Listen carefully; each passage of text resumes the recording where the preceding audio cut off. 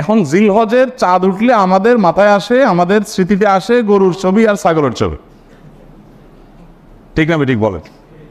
কোরআনের পাতা, তসবির দানা, জায়নামাজ, দোয়া, চোখের পানি, এই স্মৃতিগুলো কি আমাদের মাথায় ভাসে? তার মানে কি আমরা সঠিক জায়গায় আছি? জিলহজের প্রথম দশকের চাঁদ ওঠার সঙ্গে সঙ্গে আমার স্মৃতিতে যা ভাসা উচিত তা কি ভাসছে? ভাসছে যেটা, সেটা ঠিক আছে, কিন্তু শুধু সেটা ভাষাটা ভুল। জিলহজের প্রথম দশকের চাঁদ ওঠা মানেই হলো দাঁতে কচমচ করা গোশত খাবো। কেন গোশত খাবেন? ভালো কথা, গোশত খাওয়ার আগে কাজ করেন, কাজ না করে খাবেন কোত্থেকে? কাজ না করে কি খাবেন? আল্লাহ, কখনো কখনো আল্লাহর বান্দাদের থেকে আল্লাহ এমন এমন কথা বলায় নেন যেটা আসলে ইমান জায়গা নিয়ে। গত কয়েকদিন আগে আমার মা বেড়াতে আসছেন, উনি একটা কথা বললেন। সকাল নাস্তা করতে করতে 10টা-11টা বেজে গেছে। নাস্তা করার পর আবার একটু পরে জোর উপরে দুপুরে খানা খাইতে বসলাম আমরা। তো আম্মা হঠাৎ করে বললেন যে, বাবা, নাস্তা খাওয়ার পর থেকে দুপুরে খাইতে বসলাম, একটু আগে নাস্তা খেলাম, এখন আবার ভাত খাইতে বসলাম, এর মধ্যে কি এমন কাজ করছি যে আমি আবার ভাত খাওয়ার উপযুক্ত হয়েছি? নাস্তা খাইছি কেন? শরীরে এনার্জি তৈরি করছি, এই জন্যই তো। এই এনার্জি দিয়ে আল্লাহর কি ইবাদত করছে যে আল্লাহর আরেকটা নামে তখন খাইতে বসছি? কোন মুখে? আগের যেটা খেয়েছি সেটার একটা অর্থ আদায় করবো, কিছু ভালো কাজ তো করবো, তারপরে না আবার এনার্জির জন্য আমি খাওয়া দাওয়া করব। আগেরটা করছি, করে এখন আবারটা খেতে বসছি, মাঝখানে আমার অ্যাচিভমেন্টটা কি, অর্জনটা কি? আমি চিন্তা করলাম যে কত বড় কথা, অথচ এটাই বাস্তবতা যে আমি কোরবানির গোশত খাবো, দাঁত কসমস করছি, ভালো কথা, তার জন্য আমি কি অ্যাচিভমেন্ট করেছি, আমার অর্জনটা কি? যে আমি আল্লাহর দেওয়া নেয়ামত, আল্লাহ তো কোরবানির গোশতটা আমাদেরকে খেতে দিয়েছে, এটা হলো হাদিয়া, এটা হলো আল্লাহর তরফ থেকে আমাদের জন্য কি, কিভাবে হাদিয়া? দুনিয়াতে এমন কোন দান আছে যে দানকারী নিজে আবার খায়? আছে কোনো দান? আপনি মসজিদে টাকা দিছেন, এখন এই টাকার মালিক কে? কে মালিক? না মসজিদ কমিটি? মসজিদ কমিটির মালিক? তো মালিক হলে তো মসজিদ কমিটি বাইরে নিয়ে যেতে পারতো। মালিক কে? আল্লাহ। আমরা মসজিদে টাকা দেওয়ার মানে হলো আল্লাহ আপনাকে খুশি করার জন্য দিলাম, আপনাকে তো ডাইরেক্ট দেওয়ার সুযোগ নাই, আপনার ঘরে আমি দিলাম, এটা আপনাকে দিলাম, বিনিময়ে আবার আপনার কাছ থেকে নেব, তাহলে আল্লাহর সাথে গিভ এন্ড টেক হচ্ছে, তাই না? মসজিদ কমিটি শুধুমাত্র সেটার আল্লাহর প্রতিনিধি হিসাবে সেটা ইউটিলাইজ করেন, কিন্তু মালিক কে? এই জন্য কোনো লোক যদি মসজিদে দান করে, মাদ্রাসায় দান করে, কোনো গরিবকে দান করে, আবার দানের কোনো ধাপ দেখায়, তাহলে তার দান আল্লাহ গ্রহণ করেন না। কেন গ্রহণ করেন না? কারণ তুমি তো আমাকে দাও নাই, তুমি সেখানে দিয়ে ভাব ধরেছো যে এটা তো আমার দান, আমার দেওয়া, এবং সেটার ফিডব্যাক তুমি আশা করছো, তাহলে আমার কাছে তুমি আর আশা করতে পারো না। আমার জন্য দিয়ে থাকলে শুধু আমার কাছে আশা করবা, আর কারো কাছে কিছু আশা করবা না। তো আল্লাহ রাব্বুল আলামিনের দান, আল্লাহর জন্য দেওয়া, যত অপশন আছে আপনি দেখেন। আপনি একটা গরিবকে কিছু টাকা দিলেন, দেওয়ার পর আবার সেটা আপনি ফেরত দিতে পারেন? ওটা তার হয়ে যায়। মসজিদে দিয়ে দিয়েছেন, মসজিদের হয়ে গেছে, মাদ্রাসা দিয়ে দিয়েছেন, মাদ্রাসার হয়ে গেছে। যত দান আছে দেওয়ার পরে সেটা নেওয়ার সুযোগ আছে? একটা দান শুধু আছে, একটা দান, সেটা হলো কোরবানি। যে দান করার সময় আপনি বলছেন বিসমিল্লাহ, আল্লাহু আকবার, আল্লাহুম্মা মিনকা ওয়া লাক, আল্লাহ এই পশু আপনার থেকেই পাইছি, আবার আপনার উদ্দেশ্যে এটা আমি জবাই করে দিছি, এর কোনো কিছু আমার আশা নাই, আমি আপনার উদ্দেশ্যে দিয়ে দিছি। এটা আমি নিজের বাসায় গোশত কিনতে হয় সেজন্য জবাই করি নাই, আমি আপনার নির্দেশ পালনার্থে জবাই করেছি।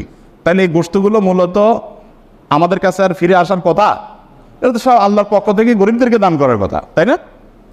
কিন্তু না, আল্লাহ কোরআনে বলছেন ফাকুলু মিনহা, কোরবানির গোশত থেকে তোমরাও খাও, তোমরাও খাও। আর ওয়াতআমুল কানিআ ওয়াল মু'তার, যাদের আছে আত্মীয় স্বজন তাদেরকেও দাও, প্রতিবেশীদেরকেও দাও, আবার অভাবী মানুষদেরকেও দাও। তাহলে কি দাঁড়ালো? কোরবানির এই গোশতটা আমি জবাই করার সাথে সাথে এটা আল্লাহর জন্য করে দিয়েছি, বাট আল্লাহ বলছে বান্দা ওকে আমি পাইছি, এখন তোমাকে আবার একটু খেতে দিলাম, তাহলে দানের জিনিসটা আবার আমি পাচ্ছি, এটা আল্লাহর দান না? তো আল্লাহর দানটা পাওয়ার জন্য কি উপযুক্ততা তৈরি করছেন আপনি? আমাদের এই প্রশ্ন বিবেকে জাগা উচিত যে আমি কি উপযুক্ত তৈরি করেছি। এই জিলহজের প্রথম 10টি দিন ইবাদত বন্দিগি করার মাধ্যমে আল্লাহর সেই উপঢৌকন পাওয়ার উপযুক্ততা আমার মধ্যে তৈরি হবে। আমি শুধুমাত্র পানি চেঁচার সময় নাই, মাছ ধরার সময় হাজির হয়ে গেলাম। 10 দিনই বাদ বন্ধু এগুলোর খবর নাই, ঈদের সময় দাঁত কসকস করে গোস্ত খাইতে বসে গেলাম, এটা তো হতে পারে না। দেখেন, ইসলামের সৌন্দর্যের একটা দিক হলো এটি যে আপনি রমাদান জুড়ে ইবাদত করবেন, সারা রমাদান জুড়ে পরিশ্রম করবেন, এরপর আল্লাহ তাআলা বলবেন বান্দা জান্নাতের আনন্দ তো পরে, নগদ তোমাকে একটা ঈদ দিলাম, আনন্দ করো।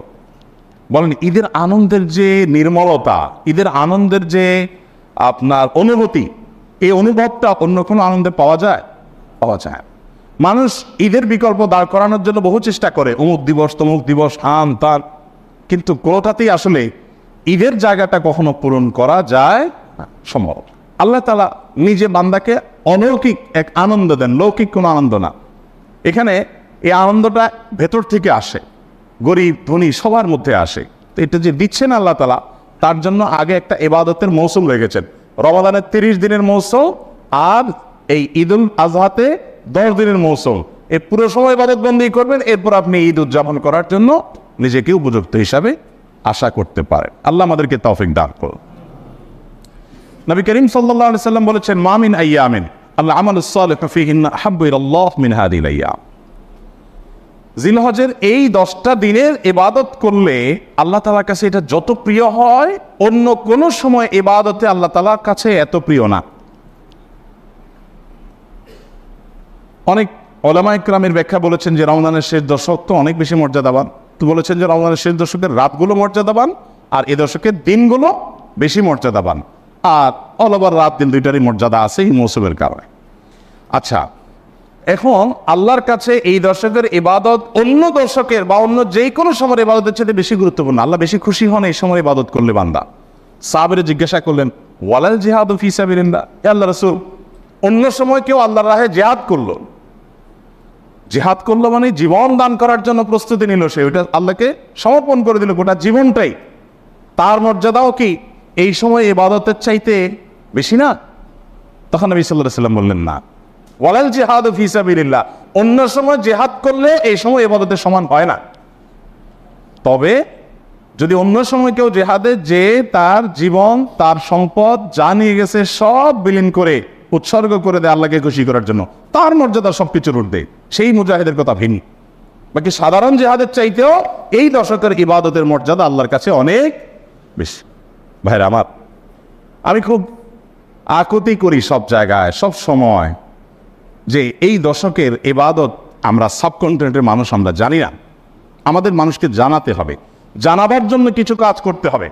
সাহাবীদের কেউ কেউ এই দশক শুরু হলে এই দশকের 10টা স্পেশাল আমল আছে, এই আমলগুলো করবার জন্য কেউ কেউ বাজারে চলে যেতেন, উদ্দেশ্য অন্যদেরকে জানানো, অন্যদেরকে জানানো। তো সেই দশকের আমলগুলো আমরা করবো তো ইনশাআল্লাহ। আমি সংক্ষেপে বলছি আমলগুলো কি কি। নাম্বার 1, আল্লাহকে বেশি বেশি স্মরণ করা, জিকির করা। আল্লাহ সুবহানাহু ওয়া তাআলা কোরআনে কারীমে বলেছেন যে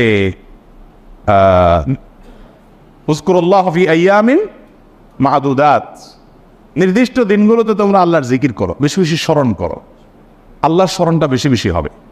এখন স্মার্টফোন, এটার এঙ্গেজমেন্ট আমাদেরকে আল্লাহর স্মরণ তো পরের কথা, দুনিয়ার অন্য কোনো কিছু স্মরণ করতে দেয় না। এজন্য এটা নিয়ন্ত্রণ করা ছাড়া মানুষ কখনো মুত্তাকি হওয়ার কোনো সুযোগ নাই। নেক্সট সূরাতে শয়তান আসে যে আমি তো ওয়াজ শুনি মোবাইলে, নেক্সট সূরাতে শয়তান আসে আমি তো কোরআন তেলাওয়াত শুনি।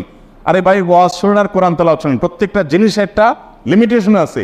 ফরজ নামাজ চলে যাচ্ছে, আপনি মোবাইলে কোরআন তেলাওয়াত শুনতেছেন, সব হবে না গুনাহ হবে।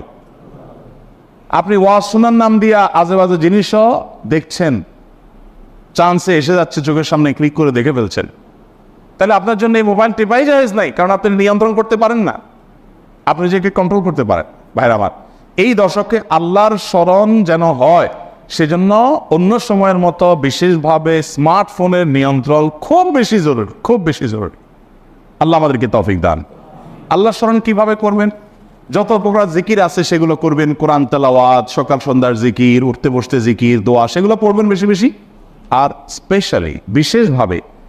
অতএব এই দশকে যে আল্লাহর জিকির করবেন, এই জিকিরের অংশ হিসাবে আল্লাহর নিয়ামতগুলো চিন্তা করবেন, মুখে জিকির করবেন। 1 দ্বিতীয় আমল হলো সাধারণ নেক আমলগুলো বেশি বেশি করবেন। সাধারণ নেক আমল যেমন কোরআন তেলাওয়াত করা, দান সাদাকা করা, নফল রোজা রাখা, তাসবিহ তিলাওয়াত করা, ভালো কথা বলা, সৎ কাজের আদেশ দেওয়া, অসৎ কাজ থেকে বাধা প্রদান করা, এই রুটিন ভালো কাজগুলো, নর্মাল ভালো কাজগুলো পরিমাণে বেশি বেশি বেশি বেশি করতে থাকবে। 3 নম্বর আমল হলো গুনাহের কাজ এই 10 দিন অন্তত অন্য সময়ের চাইতে একটু হলেও কমাবার চেষ্টা করবেন, গুনাহের লাগামটা ধরার চেষ্টা করবেন। কারণ এই দশক মর্যাদার দশক, এই দশক আমলের দশক। অতএব এই টাইমে গুনাহ করলে অন্য টাইমে গুনার চাইতে বেশি ভয়াবহ হবে, এটা কমাবেন। 4 নম্বর আমল হলো যাদের হজের সামর্থ্য আছে তারা হজ করবেন। 5 নম্বর আমল হলো যাদের কোরবানি করার সামর্থ্য আছে তারা কোরবানি করবেন। 6 নম্বর আমল হলো যারা কোরবানি করার নিয়ত করেছেন জিলহজের চাঁদ ওঠার আগে আগে চুল, নখ, গোপ, অবাঞ্ছিত লোম ইত্যাদি কেটে ফ্রেশ হয়ে এই 10 দিন আর সেগুলো কাটবেন না। এটা করবেন হলো কোরবানির পরে। তাহলে জিলহজের চাঁদ ওঠার সম্ভাবনা সোমবার সন্ধ্যায়, সোমবার দিনের বেলার মধ্যে এগুলো সব ফ্রেশ করে আপনি অপেক্ষা করবেন কিসের জন্য? কোরবানির জন্য। এই 10 দিন পর্যন্ত আর নখ কাটবেন না, চুল, গোপ কোনো কিছু কাটবেন না। এটা কোরবানি যিনি করবেন তিনি করবেন। যদিও কোনো কোনো বর্ণনার আলোকে বোঝা যায় যারা কোরবানি করবেন না তারাও যদি এটা করেন তাদেরকে আল্লাহ তাআলা আজর দান করবেন। তাহলে কত নম্বর আমল গেল? 7 নম্বর আমল হলো তাকবীর, তাহমিদ, তাহলিল বেশি বেশি পড়া। ফাকফিরু ফিহিন্না মিনাত তাকবীরি ওয়াত তাহমিদি ওয়াত তাহলিল। নবী সাল্লাল্লাহু আলাইহি সাল্লাম বলেছেন এই দশক যখন শুরু হবে তখন তোমরা বেশি বেশি তাকবীর বলবে, মানে আল্লাহু আকবার বলবে, বেশি বেশি তাহলিল বলবে, বেশি বেশি তাহমিদ বলবে, লা ইলাহা ইল্লাল্লাহ বলবে, আলহামদুলিল্লাহ বলবে। এই জন্য এই 10 দিন পুরো সময় জুড়ে এটা করবেন। ওই যে বলছিলাম শুরুতে সাহাবীর কথা, একজন সাহাবী এই দশক শুরু হলে বাজারে যেতেন, শুধু কি জন্য? এই আমলটা করার জন্য। বাজারে যেয়ে সবাই বাজারে কেনাকাটায় ব্যস্ত, উনি যে উচ্চস্বরে বলতেন আল্লাহু আকবার, আল্লাহু আকবার, লা ইলাহা ইল্লাল্লাহ, আল্লাহু আকবার, আল্লাহু আকবার, ওয়া লিল্লাহিল হামদ। এর উনি বাজারে গিয়ে বলতেন। উদ্দেশ্য কি? অন্যদের যত স্মরণ। এখন আপনি বহুগুলিতে কয়েকটা দোকান আছে অথবা চিটাগাঙ্গে বাজার আছে, আপনি বাজারে যায়া সবাই কেনাকাটায় খুব সিরিয়াস মুডে আছে, আপনি যাই যদি সেখানে জোরে জোরে বলেন আল্লাহু আকবার, আল্লাহু আকবার, লা ইলাহা ইল্লাল্লাহ, আল্লাহু আকবার, আল্লাহু আকবার, ওয়া লিল্লাহিল হামদ, কি হবে দৃশ্যটা বলেন তো? এটা আপনি যদি বলেন সবার মধ্যে, অনেক লোক বাজারে মাঝবাজারে জমজমাট, আপনি যাই জোরে জোরে এটা বললেন, কি করবে সবাই? সবাই থাকায় বলবে ব্যাপার কি, সমস্যা আছে নি, কোনো অসুস্থতা আছে কিনা বেচারা, এটা না বলবে। ওই যে সবাই যে অসুস্থ, সবার যে ইমানের রোগ, তাকওয়ার রোগ, এই জন্য সুস্থ মানুষকে কি মনে হয়? অসুস্থ মনে হয়। কারণ এটা তো দেখতে অভ্যস্ত না সে। আমি এই জন্য বলি ভাই, এই সুন্নাতটা ওই সাহাবীর সুন্নাত জিন্দার নিয়তে একটু দোকানে যায়, যা সবাই চা খাচ্ছে একটু একটু চিৎকার করে বলার দরকার, একটু জোরে বলেন যা তারা শুনে। যদি দেখেন যে তারা অন্যভাবে তাকাচ্ছে, বুঝতেছে না, পিঠে হাত দিয়ে সুন্দর করে একটা মুচকি হাসি দিয়ে বলেন ভাই এই দর্শকে বেশি বেশি তাকবীর পড়তে হয়, তো এই জন্য আমি একটু জোরে বললাম যাতে আপনার স্মরণ হয়। দেখবেন সেখান থেকে অনেকের বিবেক খুলে গেছে, উনি পড়বে ইনশাআল্লাহ। চেষ্টা করা যাবে তো ইনশাআল্লাহ। তাহলে তাকবীর তাহমিদ তাহলিল জোরে পড়বেন। আমি প্রতি বছর আপনাদেরকে এই কথা শুনাই, এবছরও বলি, সেটা হলো মিডল ইস্টের বিভিন্ন দেশে দেখা যায়, বিশেষ করে সৌদি আরবে সামাজিক সৌন্দর্য